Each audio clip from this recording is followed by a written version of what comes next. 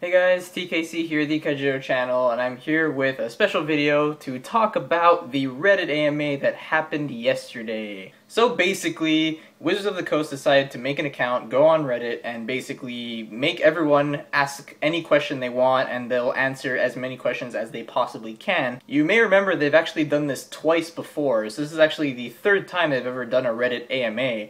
So this is pretty much going to be the third video to recap the third AMA that they did. I think there ended up being 200 comments total on this whole thing, so I'm going to try to sum up everything as fast as I possibly can. I'll try to get it all under 10 minutes in this video right now, and I'm pretty much just going to get like the highlights, like the best questions, the best answers, and pretty much just put it all into one video, and that would be this video. So let's get started. First, there was a question to talk about pro points. In Magic the Gathering, they have this sort of system where for people who keep on trying to qualify at events, or they do qualify consistently, they get some sort of amount of points, and with that they could kind of auto-qualify for future champs, and they had no plans for that, so that's one thing down. Another thing they asked is, should the defending champion get an automatic invite to the next championship? And they also have no plans for that, but they're kind of curious if that's what they should do in the future, and a lot of people strongly suggest that, so that, you know, the champion actually walks away with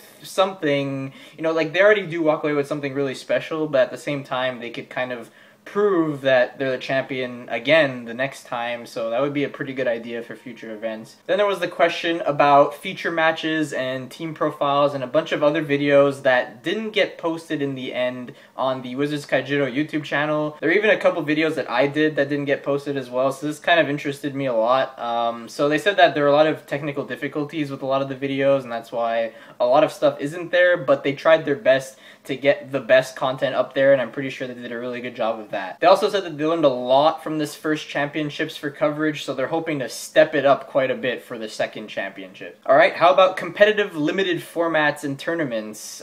They said that they're keeping the limited official stuff to set premieres for now, but they do plan to have everyone play competitively in limited environments, mainly sealed.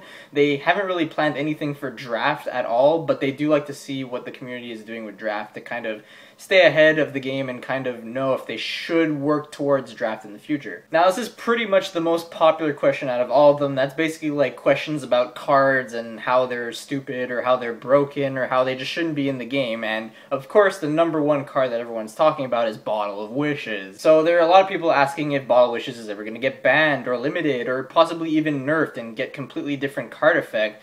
And their basic answer was, well, they're not going to really do anything right now, especially since there's a KMC format still going on right now. It just started. They don't want to make any drastic changes in the middle of a KMC format. So if anything, if they're going to do any sort of changes, they're going to be doing it after a championships is finally done and do it before another KMC season starts. They did say that they're actively monitoring the metagame, which is a really good thing, so that, you know, they're not just kind of making cards left and right and just kind of going with the flow. They want to make sure that the game is balanced as much as possible, and mistakes do happen from time to time. Okay, now there's a lot of questions about the Winter Championships, because as of now we kind of only know the location and the dates, but we really don't know anything else.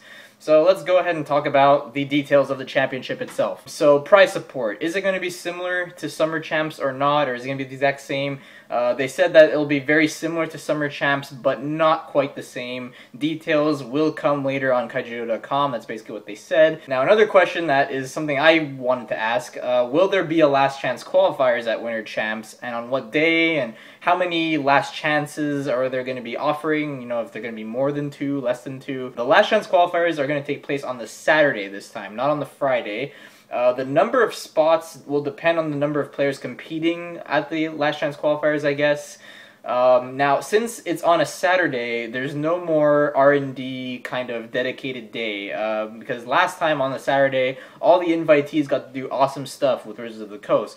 But with this Winter Champs, they want to make it more open to everyone and not just the invitees. So instead what they're doing is on Saturday and on Sunday they're going to be holding open events and a bunch of stuff that anyone could do. So you can, you know, spell sling with Wizards of the Coast employees, you can get autographs from artists or even employees as well.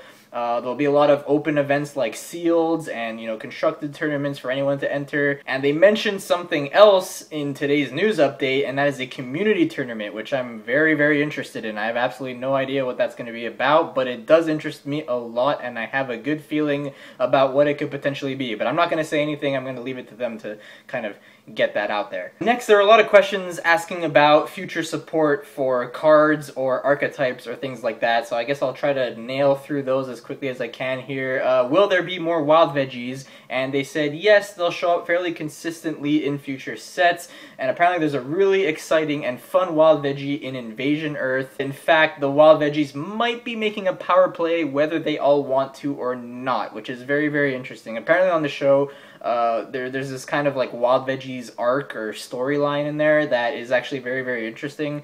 And I think Ninja Pumpkin was a part of that clan, but I think there are others that haven't been made into cards yet, so I have a feeling that those cards might eventually make Wild Veggies an actual possible fun or actually strong deck. Then there was another question if they could get more details about corrupted creatures, and well, we didn't really get much else from the corrupted creatures. They just basically said what we kind of already knew, is that corrupted creatures are all gonna get powers as long as you have all corrupted creatures on your field, or, you know, all corrupted creatures are gonna get this power or whatever. They're all basically gonna support each other in some sort of way, and they hinted that, you know, since the Chotin is the one corrupting the creatures, and Chotin is a dual master of water, and that probably means that all corrupted creatures will at least have water in their civilizations, and then they'll either branch out to other civilizations or stay mono water or something like that. Another question is about the frequency of set releases, because right now it's kind of random and kind of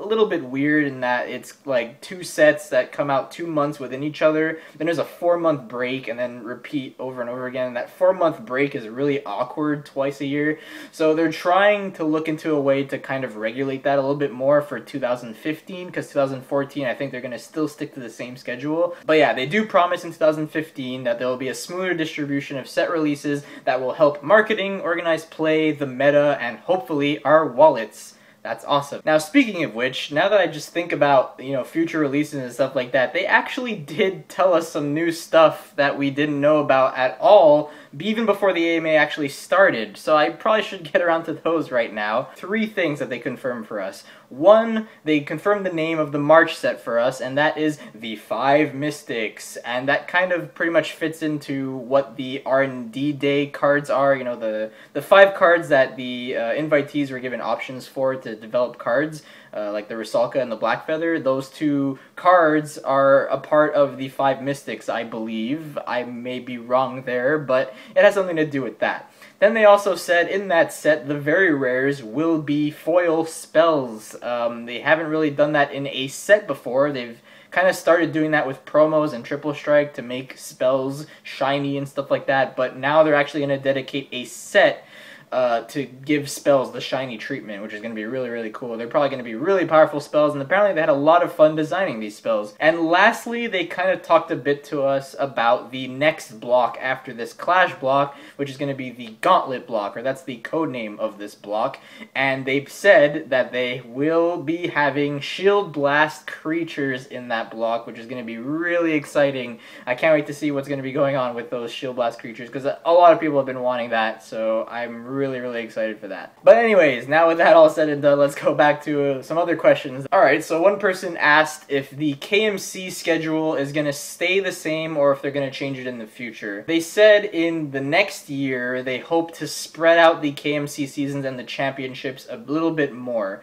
So right now they kind of cram 2 championships in like a half year basically, or maybe like, you know, 3/4 of a year. But since the organized play has already been out and it'll be out at the start of next year, they're going to spread things out a bit. And because everything will be more spread out, they'll be able to hold more KMCs so that more people can qualify for the 2 championships. So that's going to be really, really awesome. I can't wait for that. Another popular question that not only have I seen a lot on the AMA, but a lot in my YouTube comments and messages and Facebook messages and Twitter posts and stuff like that is, when is this game going to be released outside of North America? and they still do not have a schedule with that. It's a very lengthy process. You kind of have to understand that the game will get there eventually, but they're doing a lot of research, and they're making sure that when they do release it, it actually works and it ends up being a success for them. So that's why the game is not out there yet. They wanted to use North America as like a testing grounds, because it's kind of where trading card games are most popular right now, and if it works here, you know, they could spread it out and go to other places. Right now the TV show is actually in a lot of different places. It's in France, it's in Spain, it's in South America, it's all over the place right now. So they're kind of slowly bringing out Kaijudo to other countries, and once they do that and it kind of, you know, catches, then boom, they could release the card game alongside it, and it won't be as random of a release. Because if they just kind of release the game into stores just like that, well, it could fail, it could be random, and no one could actually hear about it.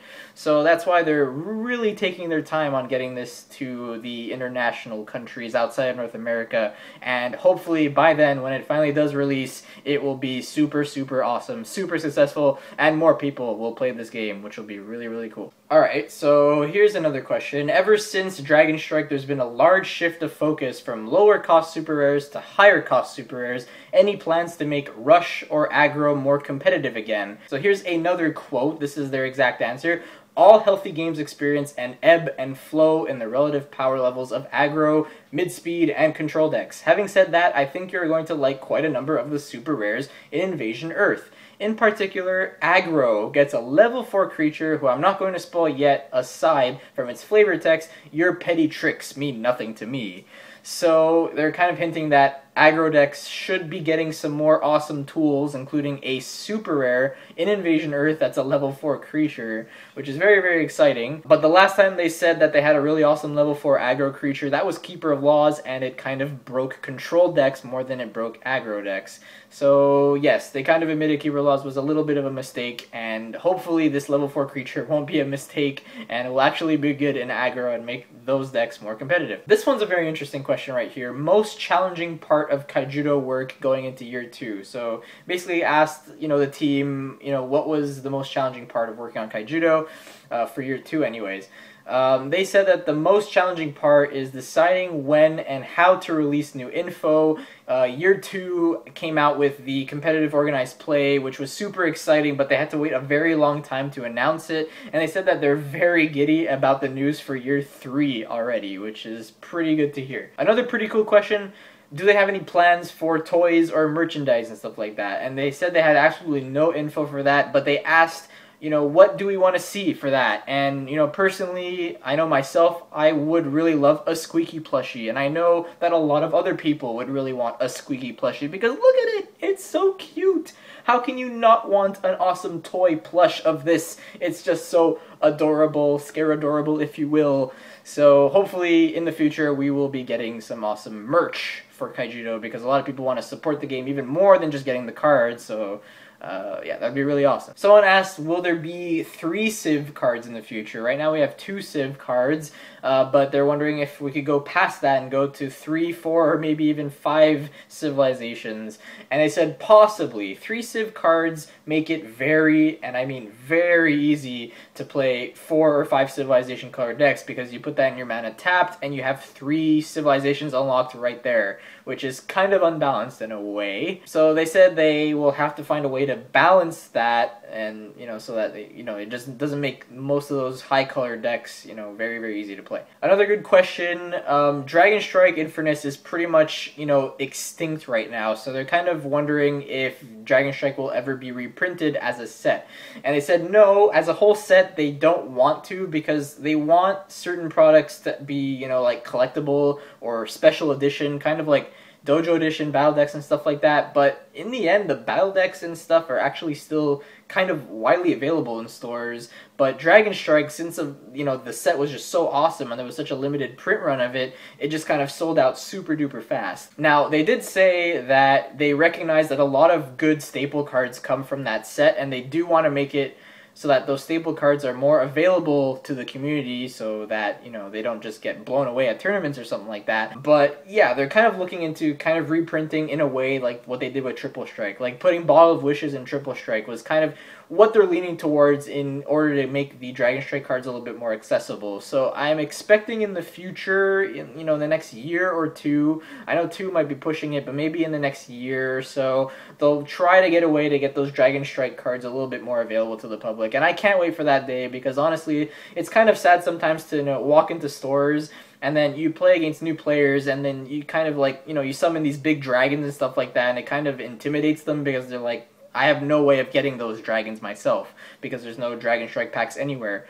So hopefully that problem will be solved in the future. And lastly, and most certainly not least, probably the best question of them all was in the middle of the AMA, someone asked, did the AMA finish because nothing's really going on? And they answered, nope, they were just having lunch. So, yep, that's pretty much it. That is the whole AMA right there, condensed into most probably a 15-minute video. I have no idea how long it's going to be, but hopefully it wasn't too long, and hopefully I got all that info into one awesome video that you guys can enjoy. I spent kind of a whole 30 minutes to an hour kind of reading the whole AMA in detail, and hopefully I scraped all the details as possible from that AMA, and I hope you enjoyed this video and got all the information you wanted. So, this is TheKaijudoChannel, TKC. I reversed it. I don't know why, but I am signing off right now. Alright guys, see you later. Have a nice day.